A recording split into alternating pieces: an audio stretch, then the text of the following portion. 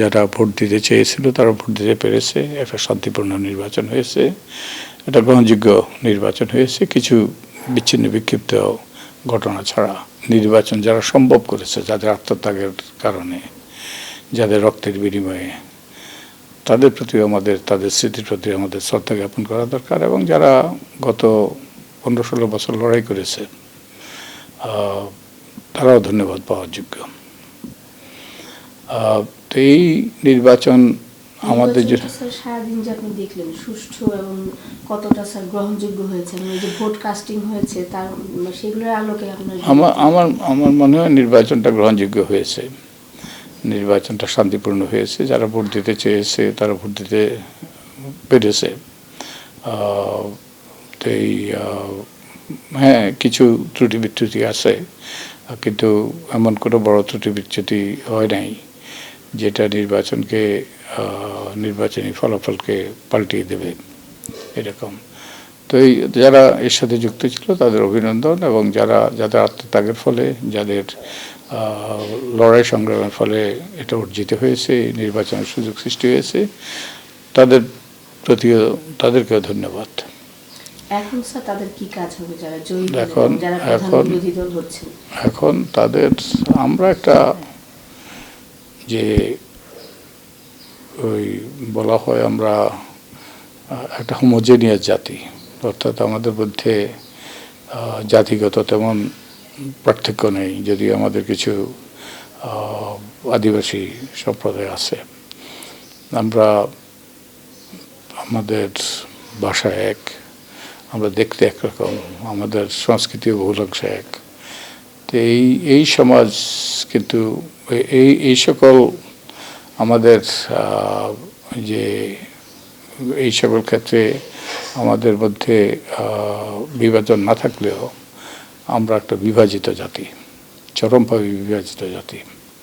তা আমার মনে হয় জাতিকে ঐক্যবদ্ধ করার সময় এসছে। আমাদের বহু প্রতীক্ষিত নির্বাচন সম্পন্ন হলো, এবং জনগণ যারা ভোট দিতে চেয়েছিল তারা ভোট দিতে পেরেছে। একটা শান্তিপূর্ণ নির্বাচন হয়েছে, একটা গ্রহণযোগ্য নির্বাচন হয়েছে, কিছু বিচ্ছিন্ন বিক্ষিপ্ত ঘটনা ছাড়া। তো এই যারা বিজয়ী হয়েছে তাদেরকে আন্তরিক অভিনন্দন। একই সাথে যাদের কারণে, যাদের আত্মত্যাগের ফলে, যাদের রক্তের বিনিময়ে এবং যাদের অনেক লড়াই সংগ্রামের ফলে এই সুযোগ সৃষ্টি হয়েছে, তারাও আমাদের অভিনন্দন পাওয়ার যোগ্য। তাদেরকেও আমাদের ধন্যবাদ দেওয়া দরকার। যারা রক্ত দিয়ে, প্রাণ দিয়ে এই সুযোগ সৃষ্টি করেছে, তাদের স্মৃতির প্রতি আমাদের বিনম্র শ্রদ্ধা। তো এই নির্বাচন আমাদের জন্য একটা বিরাট সুযোগের সৃষ্টি করেছে। আমরা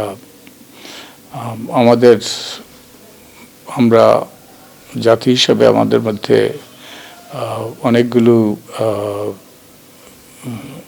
অনেকগুলো ক্ষেত্রে মিল থাকলেও,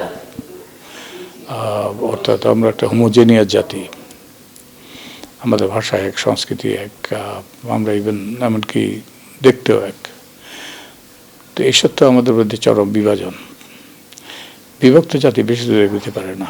তাই আমার মনে হয় আমাদের জাতিকে ঐক্যবদ্ধ করার সময় এসছে।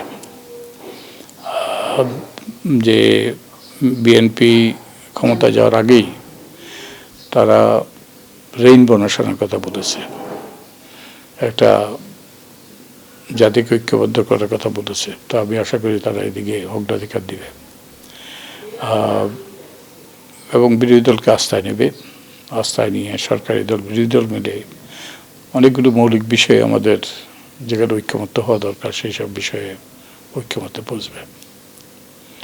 পাশাপাশি আমাদের আরও অনেকগুলো আমাদের সামনে চ্যালেঞ্জ রয়েছে।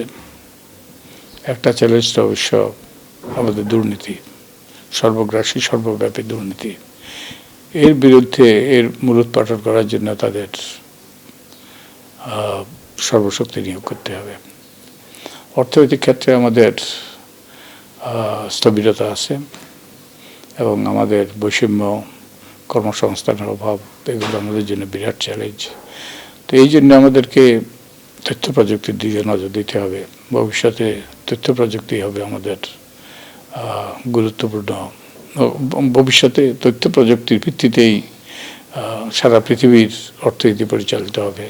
তো আমাদেরও সেদিকে নজর দেওয়া দরকার। এবং আমাদের শিক্ষা খাতে আমাদের শিক্ষা ব্যবস্থা বড় করুণ অবস্থা। তো এর থেকে উত্তরণ ঘটাতে হবে। আমাদের শিক্ষার মানে ক্রমান্বয়ে ধস নেমেছে। এবং আরও যেটা হয়েছে, আমি মনে করি যে আমাদের যে ছাত্র রাজনীতি, শিক্ষক রাজনীতি, এসব কিন্তু আমাদের শিক্ষার জন্য, শিক্ষা ব্যবস্থার চরম অবনতির জন্য বহুলাংশে দায়ী। তো এইসব ব্যাপারে আমাদের কার্যকর ব্যবস্থা নিতে হবে। এবং আমাদের তরুণদের জন্য মানসম্মত শিক্ষার আয়োজন করতে হবে, ব্যবস্থা করতে হবে। এবং তাদের জন্য যে সুযোগ সৃষ্টি করতে হবে, তাদের সুস্বাস্থ্য নিশ্চিত করতে হবে। তাহলে আমরা ডেমোগ্রাফিক ডিভিডেন্ড যেটা, যেই সমাজে তরুণদের সংখ্যা বেশি, সেই সমাজের অর্থনৈতিক সম্ভাবনাও বেশি। তো সেই সুযোগটা আমরা কাজে লাগাইতে পারবো। আরেকটা বিষয় যে আমাদের মূল জনসংখ্যার অর্ধেক তো নারী। তো নারীদেরকে উন্নয়নে যদি আমরা সম্পৃক্ত না করি এবং তাদেরকে স্বীকৃতি না দিই, তাহলে স্যার এই উন্নয়নটা আসলে বাধাগ্রস্ত। অবশ্যই নারীরা বহুলাংশে বঞ্চিত। আমাদের নারীরা অনেক দূর এগিয়ে এসছে, তবুও বঞ্চিত, অবহেলিত এবং অনেক ক্ষেত্রে নিপীড়িত। এবং নারীদের জন্য সুযোগ সৃষ্টি করা দরকার। নারীদের বিকাশের, আমরা সমাজের অর্ধেকের বেশি নারী, আমরা যদি তাদের সর্বোচ্চ বিকাশের সুযোগ না দেই, তাদের অবদান রাখার যদি সুযোগ না দেই, তাহলে আমরা জাতি হিসাবে বেশি দূরে এগোতে পারবো না। তাদের প্রতি যে বঞ্চনা, বৈষম্য আছে, এগুলোর অবসান হওয়া দরকার। তাদের জন্য সুযোগ সৃষ্টি করা দরকার। আর তাদের রাজনৈতিক ক্ষমতায়নের ব্যাপারে, অর্থবহ রাজনৈতিক ক্ষমতায়ন, এখন যেভাবে আছে আমাদের নারীদের রাজনৈতিক ক্ষমতায়ন, এটা কোনোভাবে গ্রহণযোগ্য নয়। অর্থবহ রাজনৈতিক ক্ষমতায়নের দিকে আমাদের নজর দিতে হবে। তো আমি আশা করি যে উন্নয়নের পরিকল্পনা আছে, মূল পরিকল্পনা, সেখানে স্যার অবশ্যই নারীদেরকে এর অংশ করতে হবে, আমাদের উন্নয়ন কর্মকাণ্ডের অংশ করতে হবে। তো এই সরকার, এই যে নির্বাচনটা দেখলেন, এত আশা আকাঙ্ক্ষার একটা নির্বাচন, সবার এত মানুষ সব চলে গেছে গ্রামে ভোট। আমরা কিন্তু গত 20 বছরে আমরা এরকম দৃশ্য দেখিনি। স্যার এত আশানুরূপ ফল কি পেয়েছেন আপনার? হ্যাঁ, নির্বাচনটা তো শান্তিপূর্ণ হয়েছে। নির্বাচনে মানুষ ভোট দিয়েছে, যদিও ভোটার হার কিছুটা কম, তবুও আমার মনে হয় 60% মতো হয়েছে বোধ হয়, এখনো আমরা নিশ্চিত নই। তো এখন চ্যালেঞ্জগুলো মোকাবেলা করাই, এবং আমাদের গণভোটও সম্ভবত পাস হয়েছে, এবং গণভোটে যে সকল বিষয়গুলো অন্তর্ভুক্ত আছে, মানুষ তাদের এগুলোর ব্যাপারে সম্মতি দিয়েছে। তাই এখন যদি গণভোট সম্মত হয়, আমরা আপনার এই কথাটা চালাবো, তাহলে স্যার কি করণীয়, কি হবে এখন? এগুলো মানুষ যেগুলোতে সম্মতি দিয়েছে সেগুলোর ব্যাপারে, যে এগুলো বাস্তবায়নের ব্যাপারে সর্বোচ্চ চেষ্টা করা দরকার। কারণ এই সংস্কারগুলো, যে গণভোটের যে বিষয়গুলো, সেগুলো হলো আমাদের সংবিধানে যে দুর্বলতা আছে, আমাদের সংবিধানে যে সকল সীমাবদ্ধতা আছে, যেগুলো ফলে একটা স্বৈরাচারী ব্যবস্থা কায়েম হয়েছে, সেগুলো দূর করার পথ সুগম হবে।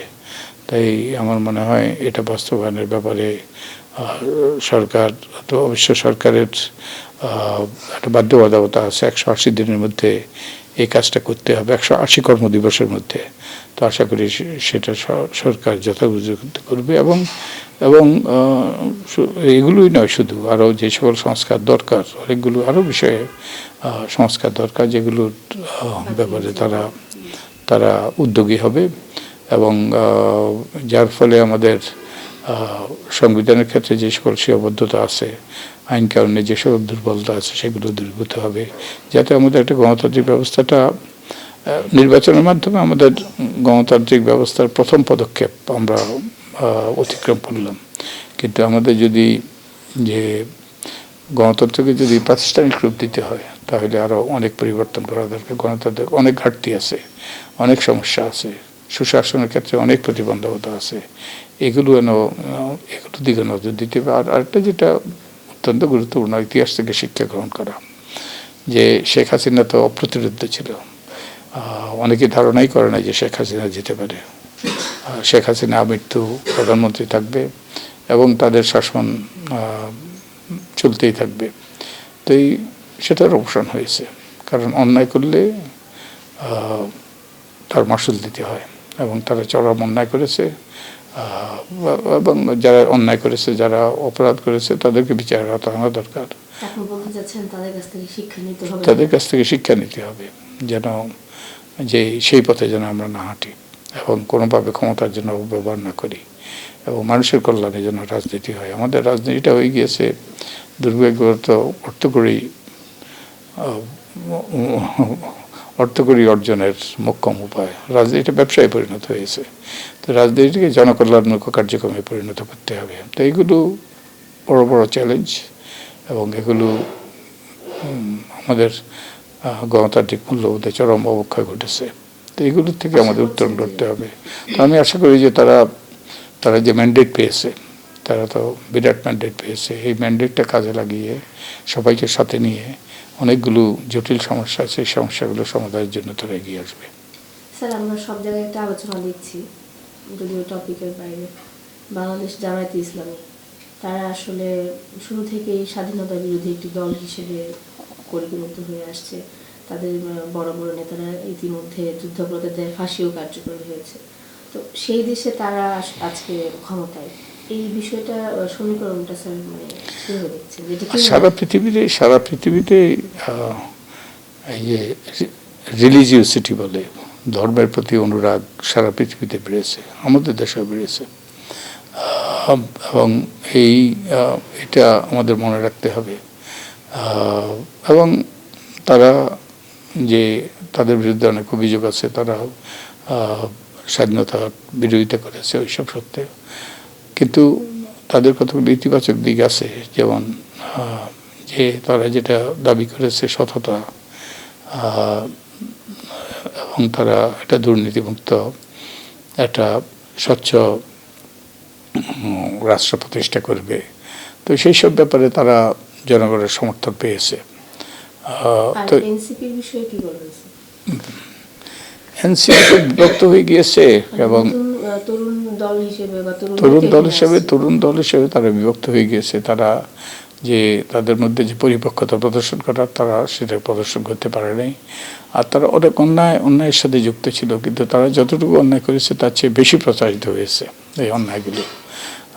তো আমি আশা করি তারা এই অভিজ্ঞতা থেকে শিখবে, তারা পরিপক্কতা প্রদর্শন করবে, প্রজ্ঞা প্রদর্শন করবে।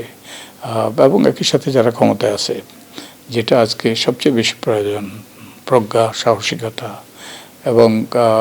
এবং মানুষের কল্যাণ করার জন্য দৃঢ় প্রতিজ্ঞা, তাহলেই তারা সফল হবে। এবং তারা সফল হলে বাংলাদেশ সফল হবে, আমরা সবাই ভালো থাকবো।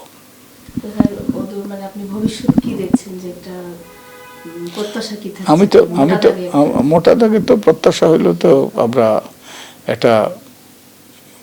একটা সুন্দর ভবিষ্যৎ, একটা উজ্জ্বল ভবিষ্যৎ, একটা মর্যাদাপূর্ণ ভবিষ্যৎ, একটা গণতান্ত্রিক ভবিষ্যৎ করার একটা অপূর্ব সুযোগ সৃষ্টি হয়েছে। তারা যে ম্যান্ডেট পেয়েছে, এই ম্যান্ডেটকে কাজে লাগিয়ে তারা প্রজ্ঞা, সাহসিকতা সাথে যদি অগ্রসর হয়, তাহলে আমার মনে হয় এটা অর্জন করা সম্ভবপর হবে।